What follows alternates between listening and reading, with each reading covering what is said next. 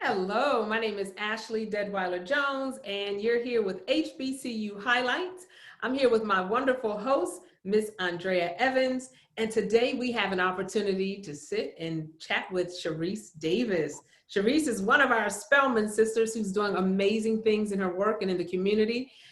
But Charisse, before we get to that, can you talk to us Yeah. about what led you to Spelman and where you're from and how you got to where you are today? All right. So thank you for having me. First of all, I am from Orlando, Florida, by way of New York, which is a common story. And I have an older half sister. We're 17 years apart, and she went to Spelman. She's a graduate of class of 87. And I wanted to be just like her in every sense of the word, do everything that she did. And so I knew I was going to Spelman. And one day, I was about 13, I think she took me on a tour of the campus. And Dr. Cole came out of her office and said to me, just came out of her office and said, when you get here. And I just thought, oh yeah, when I get there. I mean, I don't know what else she said. It doesn't matter. I was sold. And, here I was, a senior in high school, getting ready to apply for schools. And it is the only school I applied for. So not easy, Spelman is a private college, excuse me. And wasn't easy for my family, but we knew that this was the place I really wanted to be, and there's not a day that goes by that I regret anything about that. It definitely was the best decision I could have ever made, was to go to Spelman, for sure. Well, I love to hear Yeah. that your sister, even though she's 17 years older, Yes. made such an impression on you and obviously told you all the wonderful things about Spelman to make you even want to apply and only Yeah. apply to Spelman, Charisse. That says a lot. So Yeah. I want to know, what did you major in at Spelman, and are you using your degree from Spelman today? And if so, how? Yeah. So that was kind of a journey. And, a lot of us go through journeys when we're figuring out what to major in. And I just knew I was going to be a doctor. To be a doctor, you really need to have that science and math down. Not exactly my strong suit. So I actually did the pre-freshman summer science program, which was amazing because I got to be on campus and meet so many other girls, like before we really were in the trenches, right? And so that was an amazing opportunity. Stuck with it for a little while, but those first semester grades let me know that it was time to kind of think about something else. So that was a rough semester. I remember coming home and, your parents got your report card, or your grades rather, in the mail, right? You didn't bring it to them. They were right there in their mail. So I remember my mom telling me, like, Charisse, I know you can do better. Like, she wasn't disappointed. She wasn't upset with me. She was just like, I know you can do better. And I was like, I can do better. So I actually came back the next semester and knocked it out the park, changed my major to sociology, got much better grades, and just kind of figured out what I wanted to do. And, I was interested in healthcare. So I originally thought I would get into healthcare administration. I did some internships. I interned in DC, in Gainesville, Georgia, at a hospital. But I actually had someone come to one of our classes to talk about Teach for America. I guess that would have been my senior year. And I just thought this woman was like a superhero. And I thought, I want to be a superhero and I want to go and teach. And so I actually joined Teach for America and became a teacher. And funny enough, they ask you what grades you want to teach. And there was one grade where I said I did not want to teach. And it was kindergarten. And literally 2 days before school starts, I was supposed to be in a second grade classroom with another teacher. The principal comes and says, Miss Toomer at the time, she says, we need a teacher in kindergarten. The teacher that was in that classroom isn't going to be able to come back. And so I need you in that class. And I actually stayed a kindergarten teacher for 8 years. So clearly I loved it. And then I transitioned into some other things. So whether or not I'm using my degree, I would say every day, for sure. But of course, Spelman there's so much education that's beyond the academics. And I mean, that is everything about why I'm here today doing what I'm doing. So. Oh, so you've gone from, I'm going to be a Yeah. doctor to I'm an educator, but being at Spelman and having that liberal arts experience and background, and then access to a program like Yeah. Teach for America is really shaped so much of who you are, what Absolutely. you're doing today. Talk to me about Teach for America a little bit, because a lot of us aren't familiar with the program. Yeah. And, you know, where did you go? You know, how Yeah. long were you there? Tell us a little more about that. Yeah, so I stayed in Atlanta, and so Teach for America is a 2-year program. But a lot of people, about 50%, at least at the time, it might be even more now, stayed in teaching. So I had a long 15-year career in education. For me, Teach for America was just the stepping stone into getting into teaching. But also, like, I, went back and got certified. I have a master's and a specialist degree. And so, it wasn't just a kind of, let's try this out. Like, I knew I wanted to be a teacher, and it was a way for me to do that. Teach for America, actually, they're all over the country. And you have a 2-year commitment. But again, a lot of people decide, you know what, this is what I'm going to do. And then other people, maybe they want to go and be a doctor, they want to go and be a lawyer, whatever it might be, work in the nonprofit sector, but they now have this experience of working with kids. And so that, in itself is just life-changing, right? And so you're doing whatever you're going to do, but with this new lens in which to do it.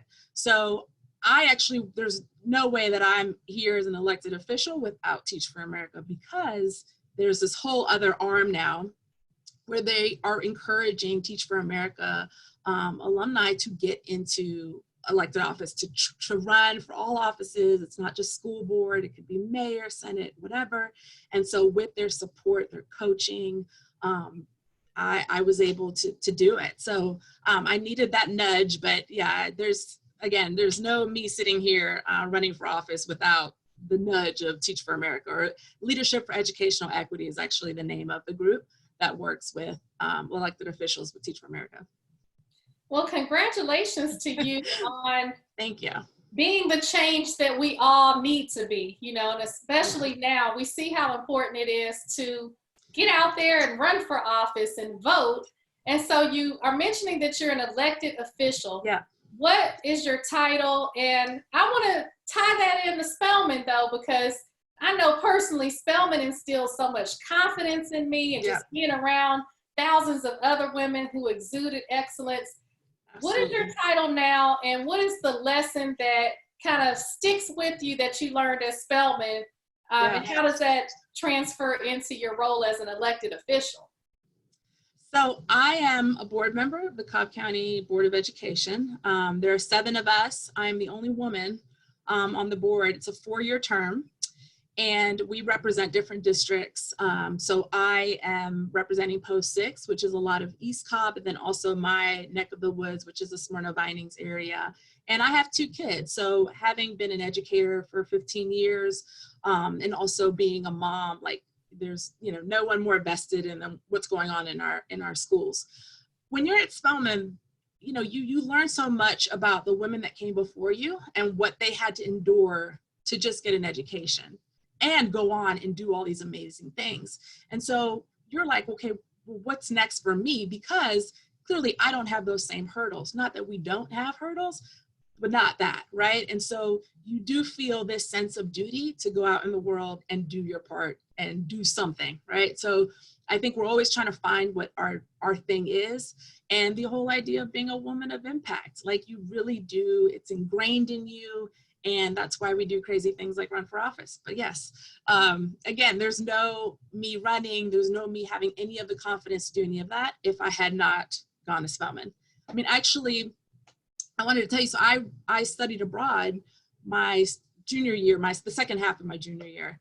And before I did that, like, I wouldn't have even gone to the movie theater by myself. Like, I was, what's everybody doing? Like, where are my friends, And here I was in this other country, crisscrossing the country, traveling by myself. And, I had Dr. Gantz giving me the push to do that and saying, here's some financial resources, don't let that be a challenge. And so, all of these things, they come together, and then they make you who you are. And so certainly having that confidence, I mean, I need it every day. I'm, again, the only woman. There's a lot of guys. And if you all have heard Michelle Obama speak about, being at the table, right? Like, at the table, you get to the table and you realize, okay, like, these, a lot of times they're not It's not because they're the smartest people or the hardest working. And so we have to get there, you know, we have to get there. We deserve to be there, and it's well worth the work. That's what I would tell anyone for sure. Yeah, well, being a part of the Board of Education for Cobb County is that in and of itself is you giving back, right, to the community.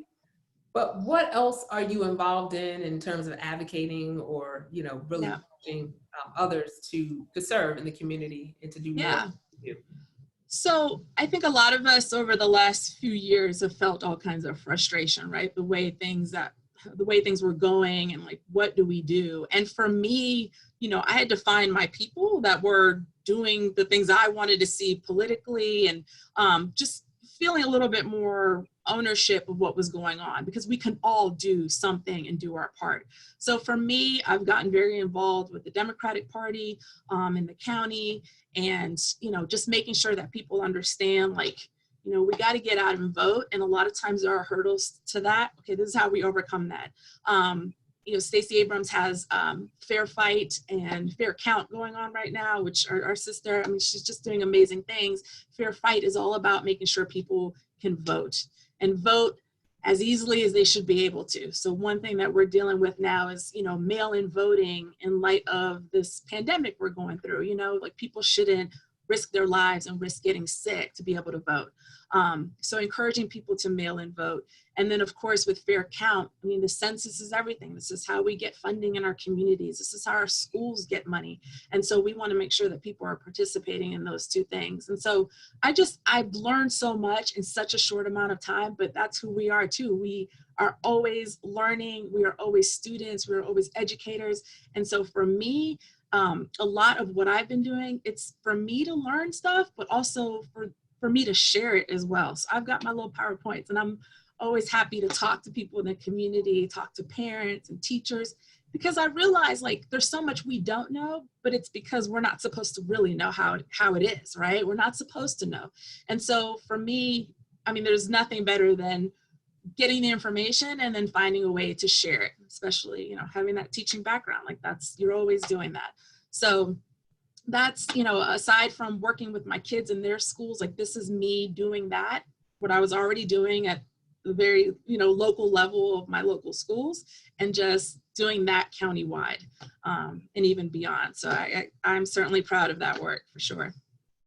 Well, I'm definitely proud of you, Charisse, and I love hearing about your story and your passion for being a change agent in the community. And although, like you said, you have this expertise in teaching and all this experience, you could just say, hey, I'm just going to continue to teach a small group of children, your own children, but you decided to run for office. So was there something that was going on at the time that prompted you to run, or something that pushed you to actually get out there and take the leap of faith with this office that you have? Yeah. So I spoke with someone from that group, Leadership for Educational Equity, and they said, you know, have you ever thought about running for office? And I'm like, no, you know, that just sounded like some crazy thing. I mean, a lot of times, you know, you might have seen this with some of your children's teachers, where, like, they are so comfortable in front of kids. They'll do cartwheels in front of kids. They get in front of adults, and it's just, you know, a deer in headlights. It's just not their comfortable place, right? So I just thought, that's just not anything in a million years I thought I would do. The person that was asking me about this also said, you know, hey, your board member is coming up for re-election. There's no one running against them. Like, you know, just think about it. And I thought about it, and I got very intimidated. One night, you know, I don't suggest this, it was late at night, and I just went down this rabbit hole of finding videos of my predecessor and him doing debates, and, you know, and I just thought, I can't do that, you know? And so I'm, again, down the rabbit hole, and I came across this website, and it was a woman in Iowa, I believe it was Iowa, who actually ran for office, a state seat, and she lost. And she just told the whole story about all the misogyny she faced and all of that. And at the very end of the blog post, she said, if you are a woman right now thinking about running for office, and you're thinking, I can't do this, like, you need to do it. You have to do it. And I was like, she's talking to me. And I didn't know this woman. She didn't even win a race, but she said, you have to do it. And so that night I decided I will do it. And I also, I looked at the board. At the time, there was one woman on the board. She ended up not running again. And I just thought, like, what on earth? Like, we are 80% of the education workforce. If you were ever step foot in a PTA, anything, like, it is the mamas running that. And to think that our education board, our board of education would be, all men, like, no. So if I, in running and doing what I thought was this crazy thing, if that could make that a little bit, just, I'm gonna say more balanced, but it's not balanced, but just make that a reality where there was actually some representation, then I was just gonna do it. I had to get the buy-in from my family. That just means, you're busy and they have to be in it with you. They've got to be there campaigning with you, and the kids have to understand mom's not going to be home till late a lot of nights, but it was certainly well worth it. I'm only the second woman of color on the board. The first time, it was all the way back in 1992, and that woman was actually a Republican. I've had to go back to the AJC archives, our paper here, to find more about her, because you just won't. It's almost like she's kind of been erased, and so it was not good for her. And I'm just hoping, I do think about her, because they tried to recall her and all kinds of really ugly things happen with her. And so I definitely think about her and how things are easier for me. They're not easy, but they are easier. And so I'm just trying to do a good job, and I hope, she would be proud. Well, I'll tell you this, it's been a while since we've had a chance to connect. Yes. Charisse, wow. So if you say that, I see myself in front of students, I didn't see girl, you completely blossomed. So for sure, I would say that you're a true motivation for anyone that's interested in running for office. You have stepped out there and you've shown us that it can be done, and done very well. Now, after on the board, is there anything that that you're super proud of, that you've been a part of, any particular change that you fought for that's happened, that you're like, hey, I did that, or I was a part of that process? Absolutely. So one of my campaign goals, just one of the things I talked about naturally, was having been a kindergarten teacher all those years. In our county, we only had one Georgia Pre-K program. So Georgia Pre-K is funded by the lottery. It was the great agreement, right? When it was all approved, was that we will pay for scholarships and pre-K, and of course there's been way more demand than there's been supply of pre-K spots. And so we only had one program in this huge county of 113,000 kids. I mean, we're the second largest district in the state, 23rd largest in the nation, and we had one program. And so I, talked about it on the campaign, and my predecessor would say, oh, it's too expensive, because the state pays for a lot of it, but the district does have some money that they have to put into it, making sure that the teachers are paid a good salary. So, it was too expensive. And then I just never stopped talking about it. I remember it was really funny. I found out that the application was open. I remember sending it on and being like, hey guys, like, just go ahead and apply. And it's not exactly how it works. And, but sure enough, I mean, about a year later and a few months ago, when we were, having a meeting, they announced that they would be using some of our underused buildings and putting pre-K centers in them. So we're not going to just have one more class. We're actually going to have a few more classes at a time. And I am beyond excited about that, because as you know, to do a private pre-K program is very expensive, and it means that a lot of kids do not get that experience before they show up for the first day of kindergarten. So in talking about, just getting some of that inequity, like just, making sure that kids have a level playing field to start, I think expanding pre-K is just a no-brainer. So I'm really happy that they listened. And there's been community members as well, like not taking all the credit for that, because the community has been asking for this for a long time. But I think their work over the years, and me coming in as a board member and saying, this is a priority, we have to get this done, let's find a way to get it done. It made it happen. And so I am beyond excited about that. And I just hope we can only grow it more.